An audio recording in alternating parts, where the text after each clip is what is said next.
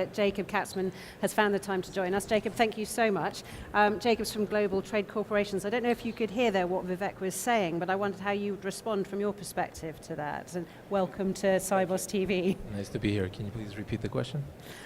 Well, just Vivek was talking about digitization of commerce from the bank's point of view. Pinaki was talking about how we all want hassle-free banking, and how whether electronic commerce is growing in the commerce space, and what you see as going on in that space at the moment.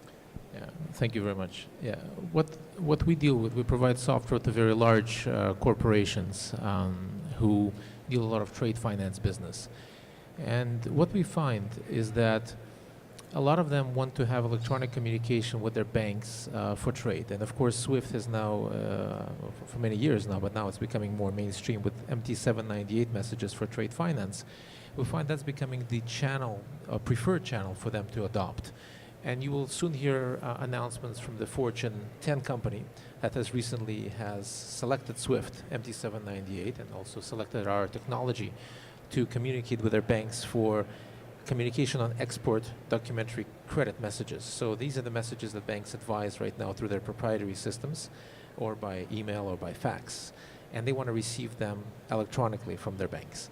So what you're going to see is not only that you're going to have more adoption in the space of trade finance with regards to messaging on SWIFT, you're going to also see, once that is the first step, the second step, you'll see them presenting documents electronically, because there's no need today to present documents in a paper form, because the banks themselves, for many years now, examining their documents that they receive through images on screens. So the idea is to make the straight-through processing from not just the advising side, but also from the examination side, which will make the life of corporates much easier and will speed up the DSO, days sales outstanding, will speed up that cash into treasuries that the corporates want.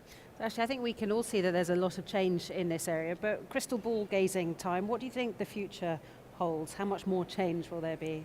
I think Pinaki hit on it, and it is what we're doing as a company right now. I think bank payment obligations, just completely taking paper out, whether it's digital paper or digital documents of some sort, or physical paper documents, get them out of the entire arena, replace it with data.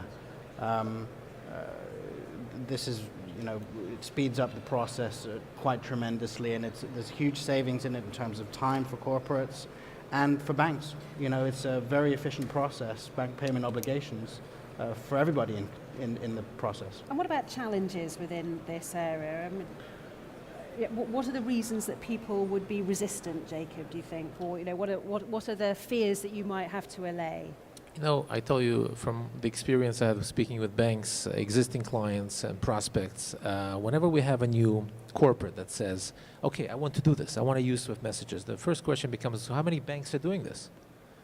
And when you come to the banks, the question is, how many corporates are doing this? So it's like chicken or the egg, what's going to drive adoption?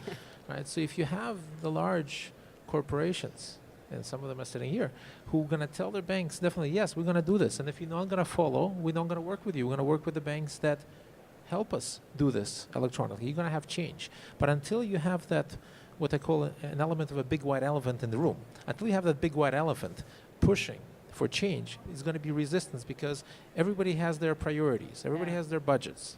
Everybody needs to get approvals, whether it's a bank or a large corporate. They need to have a project. They need to have a business case. And for that to happen, whether it's electronic bills of lading, whether it's messaging over SWIFT, there has to be a solid demand and a clear message that this is what we want. All right. Well, gentlemen, thank you so much. And Jacob, I'm sorry we didn't have much time, but are you all involved in the panel session tomorrow morning? So if you want to hear more about Jacob's elephant in the room or anything else you've been hearing about that we've been discussing here on SIBOS TV, do go along to the panel session tomorrow morning. We'll be back in just a couple of minutes, but right now, that's it from me. Thank you.